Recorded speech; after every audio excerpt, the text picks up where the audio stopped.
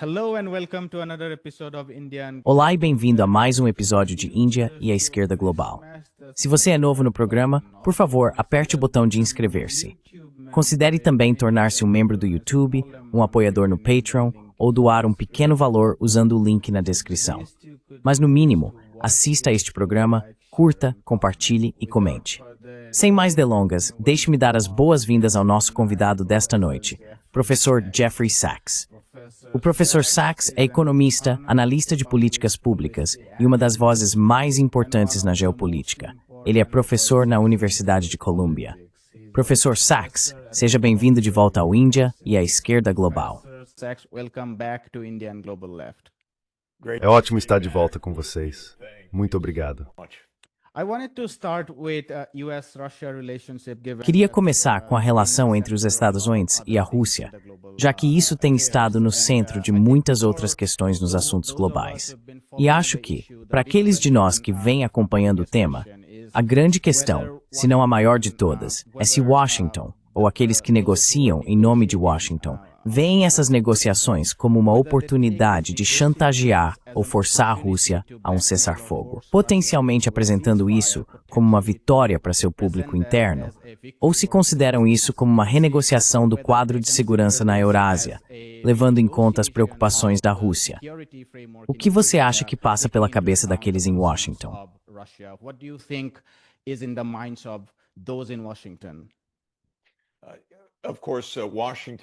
Claro, Washington está um pouco dividido. Existem os falcões que nos últimos 35 anos têm se dedicado a minar a Rússia, dividir a Rússia e até mesmo buscar uma mudança de regime na Rússia.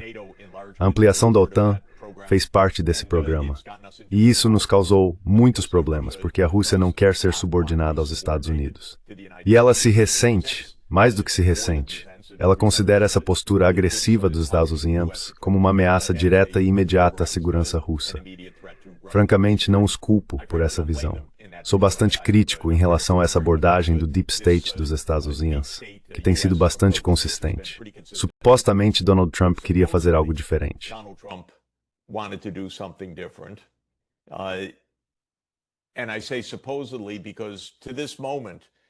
E eu digo supostamente porque até o momento não está claro se ele entende, realmente quer fazer algo diferente, tem capacidade para fazer algo diferente, ou se vai enfrentar o que claramente ainda é o lado belicista e do estado profundo da cena política americana. Mas Trump entrou com a ideia ostensiva de acabar com a guerra na Ucrânia.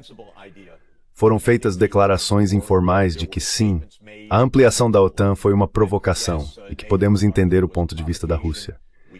Mas essas declarações nunca se tornaram política oficial dos Estados Unidos até agora. Trump nunca fez um discurso ao povo americano explicando que vamos fazer algo diferente. Trump enviou seu enviado, Stephen Witkoff, a Moscou.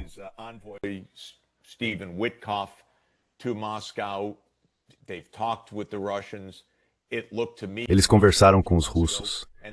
Parecia promissor para mim alguns meses atrás, e então Trump mudou de posição.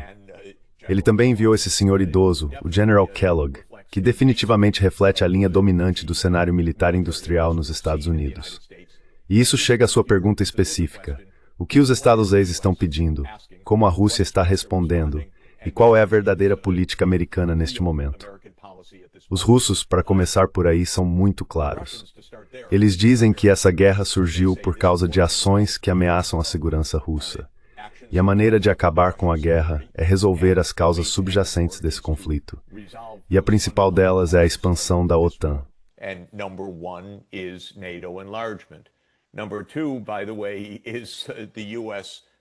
Número 2, aliás, é a participação dos Estados na escolha dos regimes da Ucrânia. Os Estados estão profundamente envolvidos na política ucraniana a um ponto revoltante e desempenharam um papel direto no golpe de fevereiro de 2014, que derrubou Viktor Yanukovych, o presidente da Ucrânia que queria neutralidade em vez da OTAN. Então os russos estão dizendo, vejam, essas são as causas fundamentais desta guerra. Precisamos de uma arquitetura de segurança para que isso não continue. O lado dos Estados Unidos variou ao longo do tempo. Por um tempo, o lado mais agressivo dos Estados Unidos dizia, continuem lutando, a Rússia vai colapsar. Vai colapsar por causa das sanções econômicas. Vai colapsar por causa do armamento dos Estados Unidos. Vai colapsar porque Putin é politicamente fraco em Moscou. Todas essas avaliações estavam erradas.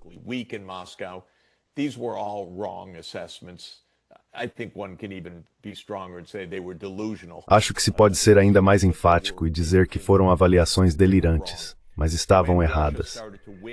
Quando a Rússia começou a vencer no campo de batalha, o lado mais belicista disse: cessar fogo é a resposta. Congele o conflito. Os russos disseram: bem, congelar o conflito só significa que temos o ímpeto agora. Vocês querem que paremos o avanço, e quando o lado de vocês se fortalecer, vão recomeçar a guerra porque não vão chegar às questões centrais. Os Estados Unidos nunca respondem a esse desafio publicamente. Os europeus são além de patéticos em sua retórica pública. Então isso faz parte da idiotice dos eventos globais. Questões sérias são levantadas, mas não são respondidas de forma séria. Mas os russos estão dizendo: o que você quer dizer com cessar fogo?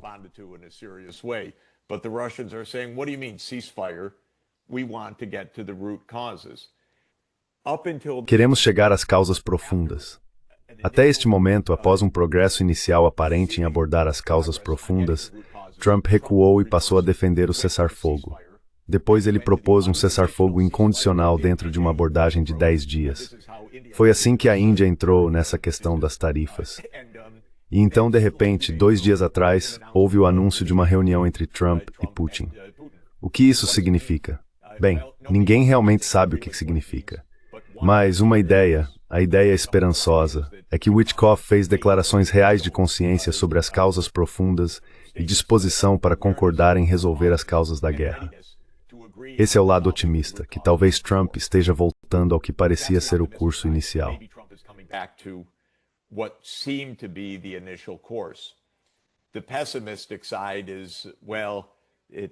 O lado pessimista é, bem, é só mais uma reunião e Trump vai fazer o que quiser depois, e a Rússia vai manter sua posição, e nada vai sair disso. Isso certamente também é possível. Então não sinto que entendamos internamente por que de repente essa reunião de cúpula está acontecendo. Se eu tivesse que adivinhar, diria que os americanos sinalizaram alguma realidade desta vez. Essa seria a melhor notícia. O interessante é que, não na superfície, né, Trump disse: bem, não sei se continuaremos a fazência de cessar-fogo unilateral, um cessar-fogo incondicional, o que Putin diz. Vamos ver o que Putin diz.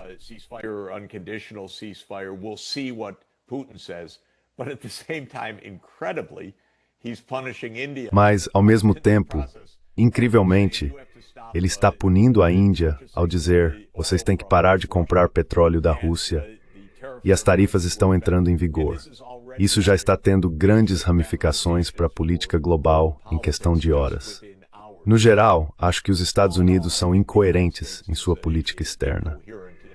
Não sou muito otimista em relação ao Trump em geral, porque não acho que ele tenha um tempo de atenção maior que 15 minutos. E não sei se eles conseguem fazer a paz por causa das limitações do Trump.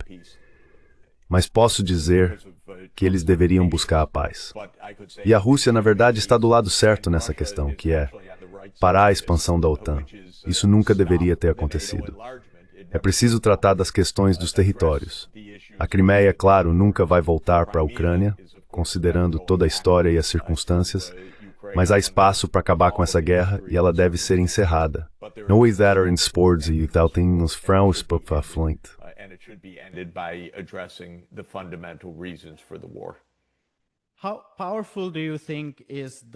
Quão poderoso você acha que o complexo militar industrial e toda a infraestrutura da OTAN são, considerando que algumas pessoas argumentam agora que a Europa decidiu subsidiar totalmente a OTAN? Quero dizer, toda a ajuda que secou depois que o presidente Trump assumiu o poder foi totalmente restabelecida, mais do que restabelecida, pelos europeus, principalmente pelos países nórdicos e pela Alemanha. Quão grande é o incentivo ou quanta pressão está vindo da OTAN e do complexo militar industrial para não normalizar as relações entre os Estados Unidos e a Rússia?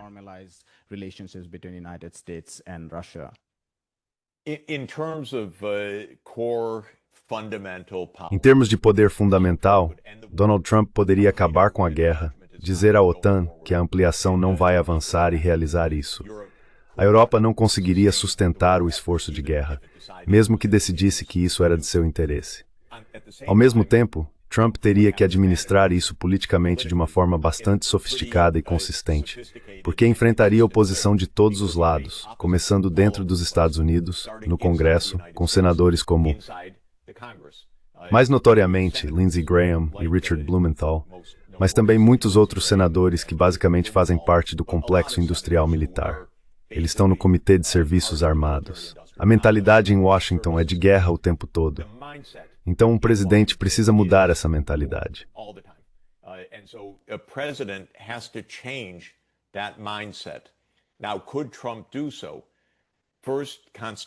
Agora, Trump poderia fazer isso. Primeiro, constitucionalmente, sim.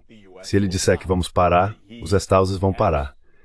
Ele tem a responsabilidade pela política externa. O Congresso não pode travar uma guerra acima da cabeça do presidente dos Estados Unidos. E por esse motivo, se o presidente fizer seu trabalho, sim, ele tem autoridade para isso. Ele poderia vencer politicamente nessa questão? Sim, porque o povo americano, em termos de opinião pública, como eleitorado, não tem nenhum interesse nessa guerra. Eles estão cansados disso. Não querem mais. A base MAGA de Trump foi informada de que a guerra vai acabar rapidamente. A retórica inicial de J.D. Vance e de outros era de que essa guerra vai acabar rapidamente. Então não é que Trump enfrentaria a resistência do eleitorado em geral.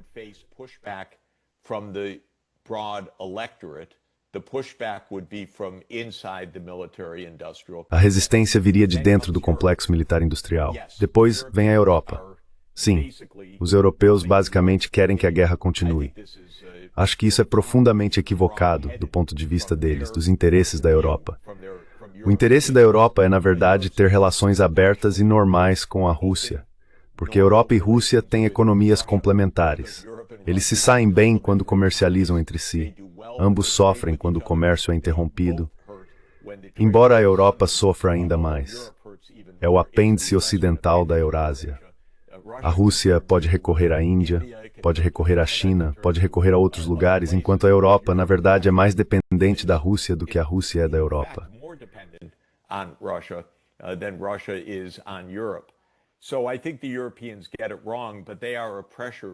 Então, eu acho que os europeus estão errados, mas eles são um grupo de pressão.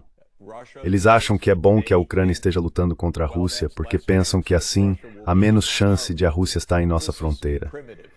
Isso é primitivo. Aliás, a Rússia não vai invadir a Europa. Ela não tem os meios, o motivo ou a motivação, e não enfrentaria os perigos e tudo mais. Mas os europeus têm adotado uma postura mais dura. Agora, como eu disse, eles não têm capacidade para passar por cima do presidente dos Estados Unidos. Eles têm a capacidade de aumentar o custo político para Trump. Acusações de apaziguamento, acusações de ser brando com a Rússia. Isso conta, em certa medida, na política americana, e eles vão fazer essas acusações como já fizeram nos últimos meses. Mas será que eles realmente poderiam continuar a guerra sem os Estados Unidos? A ideia é risível. Mesmo com os Estados Unidos, a guerra não será vencida. A Rússia vai vencer a guerra no campo de batalha. Então, diante de tudo isso, depende do Trump. Se ele agir como presidente, e isso é um grande se, mas se ele agir como presidente, a guerra vai acabar.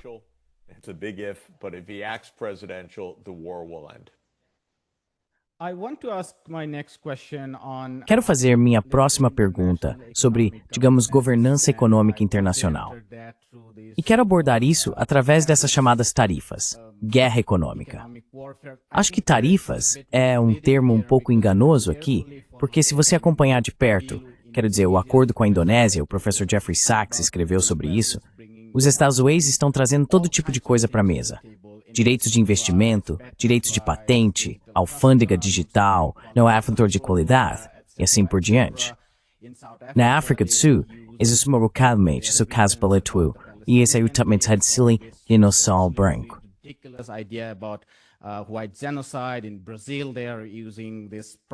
No Brasil, eles estão usando essa questão de processos ou qualquer coisa que você não goste.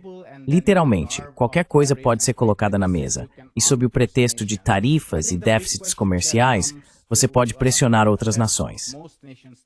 Acho que a grande questão que a maioria dos Estados-nação está considerando é: o que é essa governança econômica global? Dado que os Estados Unidos, o principal mafioso, estão agindo em benefício próprio, parece não haver uma plataforma coletiva para resistir. Quero dizer, sim, existem os BRICS. Existe o mecanismo da OMC, do qual o presidente Lula agora disse que vai se retirar. Mas sabemos como essas coisas acontecem.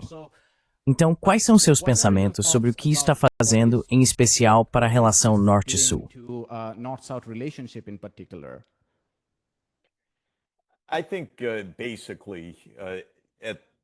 Acho que basicamente, em um nível fundamental, os Estados Unidos estão se tornando mais isolados economicamente e menos relevantes e competitivos economicamente. Portanto, vejo isso como os Estados Unidos atirando no próprio pé, não dominando o mundo ou estendendo sua hegemonia. Sim, é verdade. A Europa se curvou aos Estados e fez esse acordo assimétrico. Vários outros países também fizeram o mesmo. Eles querem manter o acesso ao mercado americano. Eles querem agradar Donald Trump. Isso não fortalece a economia dos Estados Unidos, não torna a economia dos Estados Unidos mais competitiva, não aumenta o papel internacional dos Estados Unidos, diminui. E o verdadeiro ataque, bem, é em todas as frentes. Então os Estados Unidos perderam amigos em todos os lugares, perderam respeito em todos os lugares e quebraram o sistema internacional de comércio sob a OMC em todos os lugares.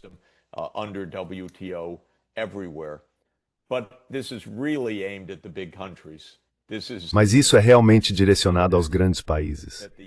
Isso é direcionado aos BRICS. Não é por acaso que as tarifas altas e punitivas são contra os grandes países, porque no fim das contas trata-se de poder. E trata-se da ideia de Trump de que ele quer limitar o poder dos grandes países, especialmente da China. Mas como sempre disse aos amigos indianos, não se preocupem, vocês são os próximos. Não fiquem do lado dos Estados Unidos, vocês só estão na próxima posição da fila. E acho que infelizmente fui comprovado certo nisso. Mas a verdade é que se você atacar o Brasil, a Rússia, a Índia, a China e a África do Sul, quem vai pagar o preço é você, não esses países, porque os BRICS vão se tornar ainda mais integrados economicamente.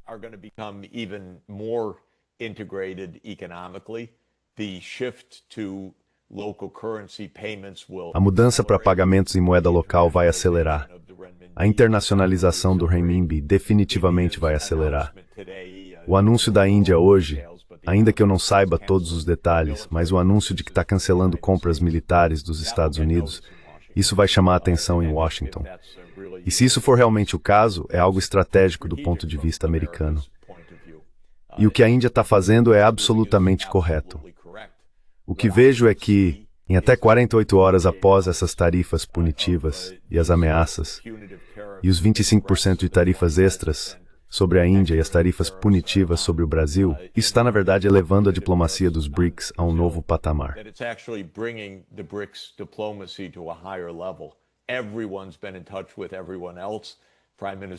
Todos têm se comunicado entre si. O primeiro-ministro Modi vai se encontrar com o presidente Xi em breve. Sei que o presidente Lula conversou com o primeiro-ministro Modi e com a liderança chinesa. Há muita diplomacia em andamento neste momento. Isso é bom. Acelera a transição para um mundo multipolar. O que penso em resumo é que os Estados Unidos não estão conseguindo nada sério e construtivo a longo prazo. Certamente não para a economia mundial, mas nem mesmo para a economia dos Estados Unidos ou para o poder geopolítico americano. Acho que isso vai prejudicar seriamente os Estados Unidos nos próximos anos.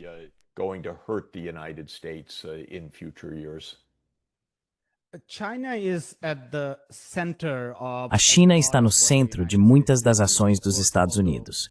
Claro, embora o machado tenha caído sobre muitas outras nações, a China é definitivamente o alvo principal.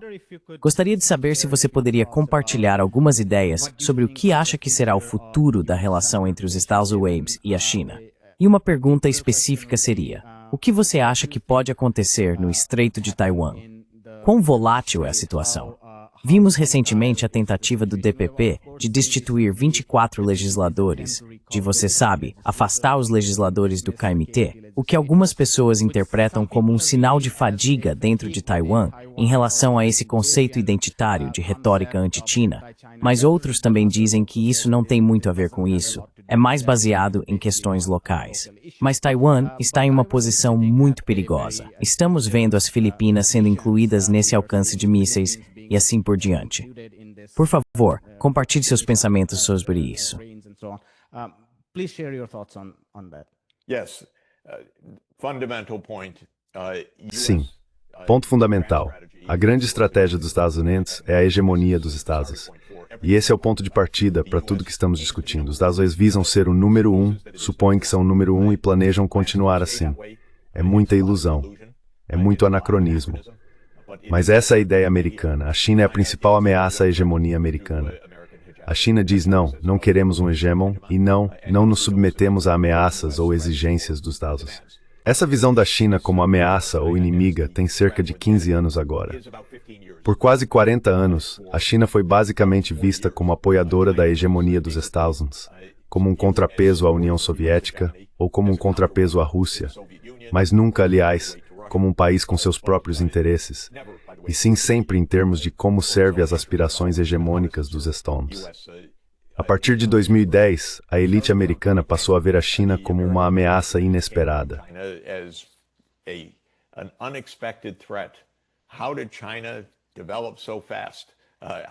Como a China se desenvolveu tão rápido? Como ela conquistou essa vantagem tecnológica? Tudo isso foi uma surpresa. Não foi necessariamente uma surpresa para um economista analisando a situação, mas foi uma surpresa para a elite americana. Em 2015, a doutrina de contenção já estava praticamente estabelecida em Washington, o que significa que precisávamos tomar medidas ativas para impedir o avanço da China. E há um artigo que costumo citar, publicado por Robert Blackwell e Ashley Tellis no Council on Foreign Relations em março de 2015, chamado Revisando a Grande Estratégia dos Estados Unidos em relação à China, que delineava a necessidade de conter o crescimento da China. O artigo listava todas as ações que estão acontecendo agora como parte da estratégia dos Estados Unidos. Um novo sistema comercial, barreiras comerciais, proibições de exportação de tecnologia, fortalecimento militar ao redor das fronteiras da China, entre outras coisas. E isso foi detalhado há 10 anos e essas políticas estão sendo seguidas atualmente.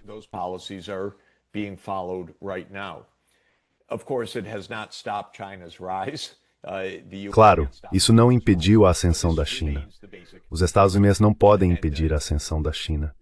Mas essa continua sendo a ideia básica. E dentro desse contexto, Taiwan desempenha um papel especial, em parte um papel substantivo, devido à importância de Taiwan na cadeia de suprimentos de semicondutores dos Estados com a TSMC, e em parte um papel histórico e simbólico, já que Taiwan foi aliada dos Estados Unidos. Os Estados investiram politicamente na chamada defesa de Taiwan. Assim, a questão de Taiwan tem sido central nas relações entre Estados Unidos e China desde a normalização das relações iniciada em 1971-72. Os Estados Unidos disseram, claro, como parte da normalização com a RPC, que existe uma só China e Taiwan faz parte dela.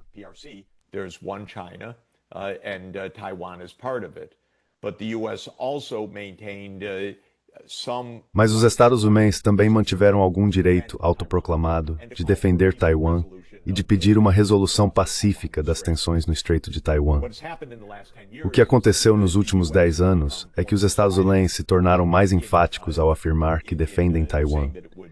E, ao mesmo tempo, é claro, a política taiwanesa avançou muito mais em direção à declaração aberta de secessão ou independência sob o DPP, e isso aumentou enormemente as tensões, porque, se houvesse uma declaração unilateral de independência, e a retórica do DPP taiwanês está próxima disso, não é exatamente isso, mas é próximo. Isso poderia possivelmente desencadear uma guerra entre a China e os Estados Unidos.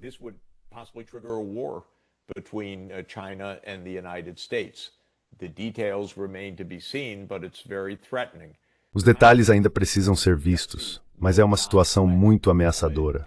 A China, ou seja, a RPC, não permitirá que Taiwan declare independência.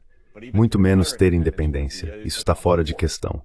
Mas até mesmo declarar independência seria motivo para uma guerra.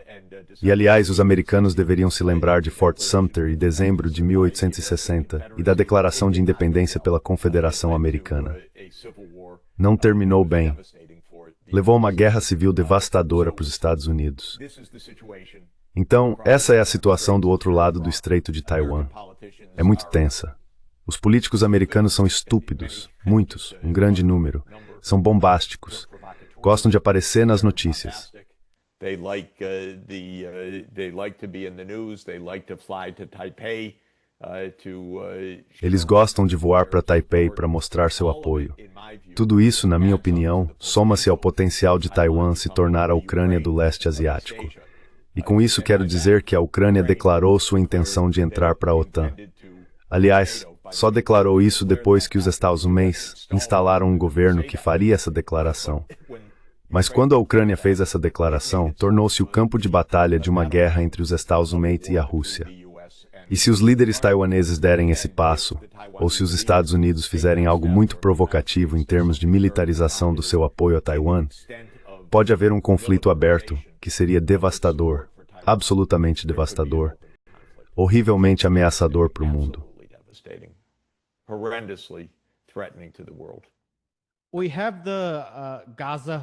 Temos o plano de reocupação de Gaza. Isso acontece em um momento em que há uma enorme violência, não apenas por parte dos colonos, mas também violência de colonos e militares na Cisjordânia ocupada, além da expansão das áreas de assentamento em Ewan, perto de Ma'ale Adumim, e assim por diante. É justo supor que uma longa ocupação de Gaza vai continuar e que não haverá cessar-fogo, já que Washington deu carta branca total para Israel fazer o que quiser.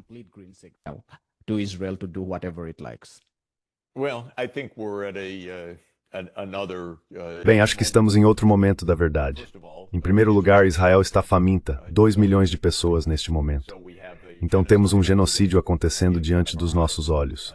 É absolutamente revoltante, chocante, inaceitável, repugnante e sancionado e apoiado, devo dizer, só para deixar claro, pelos Estados Unidos. Apoiado. Os Estados Unidos são cúmplices disso de muitas maneiras, incluindo o armamento e financiamento direto de Israel até este momento, enquanto o genocídio está em curso. Quase todo mundo está horrorizado. Quase todo mundo votou repetidamente na Assembleia Geral da ONU pela solução de 2 estados. Houve uma reunião no final de julho na ONU, uma reunião de alto nível para a implementação da solução de 2 estados, afirmando que a ocupação da Palestina por Israel é ilegal.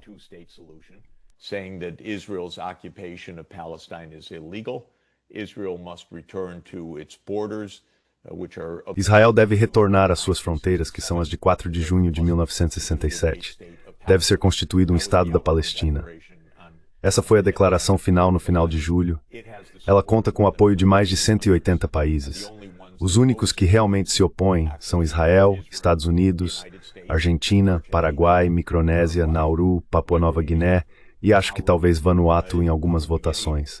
Mas basicamente são os Estados e Israel contra o resto do mundo. 95% da população mundial defende a solução de 2 estados. Israel, retorne às suas fronteiras e vamos seguir em frente. Então essa é a situação. E agora Israel está dizendo que vai ocupar Gaza e a cidade de Gaza. Isso é horrendo. Trata-se de um Estado fora da lei, completamente em violação do direito internacional em todos os aspectos e cometendo crimes de guerra e crimes contra a humanidade em massa diante dos nossos olhos.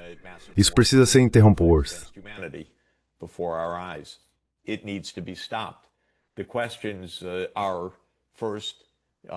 As perguntas são, primeiro, se os mais de 180 países do mundo que sabem disso podem de alguma forma implementar essa medida, mesmo que formalmente os Estados Unidos tenham poder de veto no Conselho de Segurança da ONU.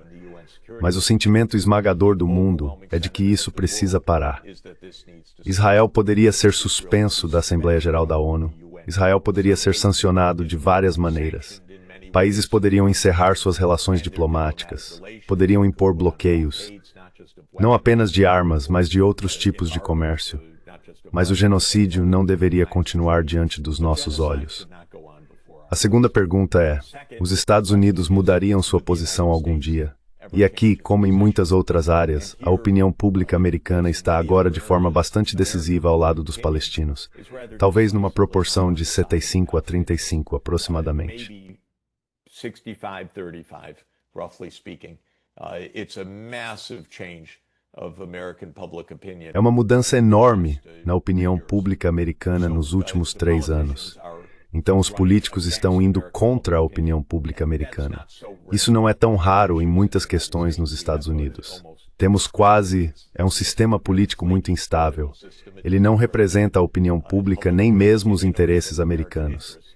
Isso é no mínimo notável para os políticos, mas a classe política ainda está profundamente nas mãos do lobby israelense, em um grau que considero bastante chocante. Na verdade, devo dizer que muitas vezes sou ingênuo em relação a essas coisas, mas ainda acho difícil acreditar que até este momento quase todo o Congresso, a Casa Branca e o Estado Militar Industrial estejam contra toda a comunidade mundial e do lado do genocídio neste exato momento. Então este é o momento em que estamos.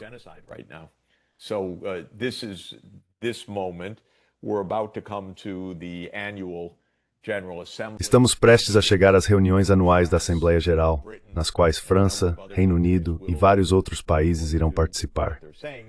Segundo o que estão dizendo, apesar da forte pressão dos Estados Unidos, eles reconhecerão o Estado da Palestina. E acredito que toda a política vai esquentar. Quanto a este anúncio muito específico de que Israel planeja ocupar Gaza, houve uma reação mundial. E espero que o mundo árabe, a Organização para a Cooperação Islâmica, a França e a Arábia Saudita, que são os co-presidentes da reunião da Assembleia Geral da ONU sobre a solução de 2 estados, se posicionem e digam, não, vocês não vão ocupar Gaza. Isso está fora de questão. É contra o direito internacional, é contra a Assembleia Geral da ONU e que eles proponham uma solução alternativa.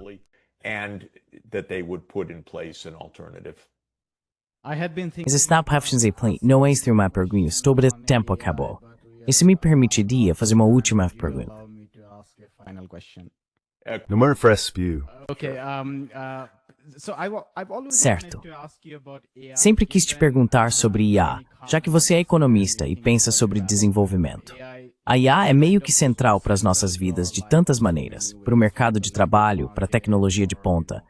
Existe muita competição geopolítica em torno de minerais críticos, que são tão centrais para a IA e tecnologia militar. Então minha pergunta para você é, o que os governos nacionais, especialmente no sul global, que carecem de tecnologia, e as pessoas realmente mais pobres, que não têm acesso a uma boa educação, como elas devem se preparar para viver nessa era da IA?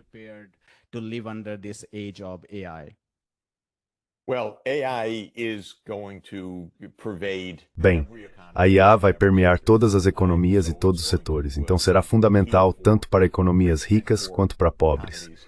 A Índia, em particular, tem grande capacidade técnica e já digitalizou boa parte de sua economia, o que trouxe muitos benefícios, na minha opinião, em diversos tipos de pagamentos, inclusão e eficiência dos sistemas e da governança, entre outros.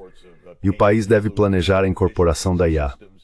Minha opinião pessoal, que nos leva um pouco além, é que eu gostaria de ver Índia e China cooperando muito mais de perto nesse campo.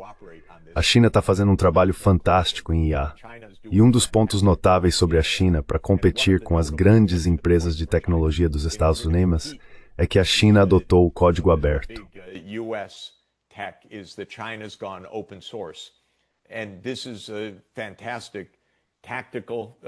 E essa é uma abordagem tática fantástica, ou até mesmo estratégica, pode-se dizer. Mas ela se encaixa muito bem em uma parceria com a Índia também, porque isso poderia criar uma plataforma massiva que basicamente supera muitos dos sistemas de IA proprietários das grandes empresas de tecnologia dos Estados Unidos. Então um ponto tático seria Índia e China se alinhando em IA de código aberto. Ambos os lados teriam muito a acrescentar tanto em capacidade técnica. A Índia traz muitos dados e fluxo em inglês para isso, envolvendo centenas de milhões de pessoas, o que também seria um enorme benefício para a China. Portanto, isso seria vantajoso para ambos os lados. A IA levanta uma série de problemas e questões muito interessantes, sutis e ainda não resolvidos, só para mencioná-los.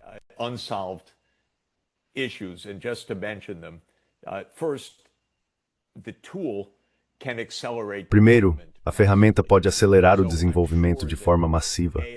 Portanto, tenho certeza de que a IA e o digital, de modo geral, podem democratizar e expandir dramaticamente a educação em todos os níveis.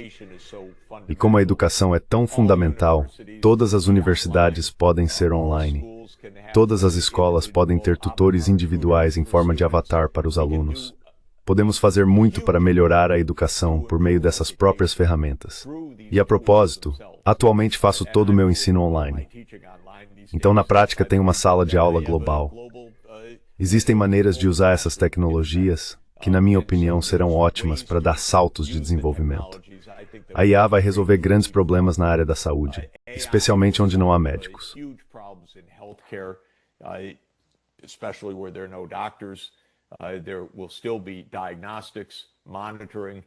Ainda haverá diagnósticos, monitoramento e todo tipo de procedimentos que de outra forma estariam fora do alcance e seriam completamente impossíveis. E podemos analisar cada setor. Agora, ao mesmo tempo, o lado negativo é: onde estarão os empregos? E essa é uma questão interessante. Todos nós nos tornaremos estudantes e pessoas de lazer porque as máquinas vão fazer o que precisa ser feito. É um cenário meio extremo, mas há um fundo de verdade nisso. Mas então, quem será dono das máquinas? E como os países pobres vão participar disso? Tenho que dizer, tendo trabalhado e pensado sobre isso, que as respostas não são claras quantitativamente. Nós realmente não entendemos.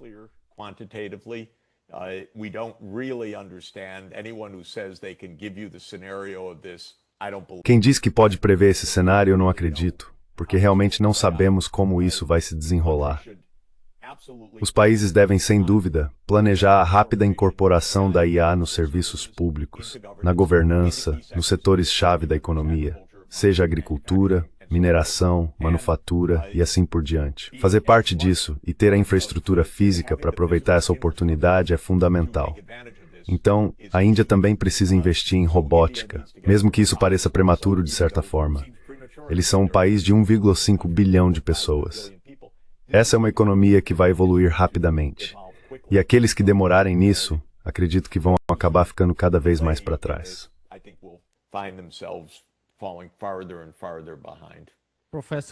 O professor Norman Finkelstein me disse uma vez que o ChatGPT prejudicou sua relação com os alunos. Você já enfrentou algum problema semelhante com seus estudantes? Isso é interessante. Eu diria que essa é uma resposta escrita pelo ChatGPT, e isso tem implicações sérias para o relacionamento deles.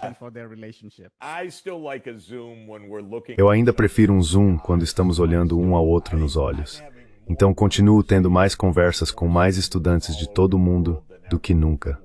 Isso não é exatamente IA, mas é digital. E eu gosto disso porque estou tendo a oportunidade divertida, como eu disse, de ensinar em uma sala de aula global. Vamos encerrar por aqui, professor Sachs. Muito obrigado pelo seu tempo. Foi uma conversa muito agradável. Stay maravilhoso assim. Sport fazer isso novamente em breve. Tenha um ótimo Theri. Tchau. Obrigado. Oi, meu nome é Ayushman. Eu, junto com Jyotishman, começamos esta plataforma. Nos últimos 2 anos, tentamos produzir conteúdo para as forças de esquerda e progressistas. Já entrevistamos economistas, historiadores, comentaristas políticos e ativistas até agora. Se você gostou do nosso conteúdo até aqui e quer que a gente construa um arquivo para a esquerda, tenho 2 pedidos para você. Por favor, considere fazer uma doação para a causa.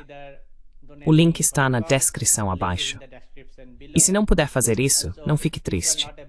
Você sempre pode curtir nossos vídeos e compartilhá-los com seus camaradas. Por fim, não se esqueça de clicar no botão de inscrever-se.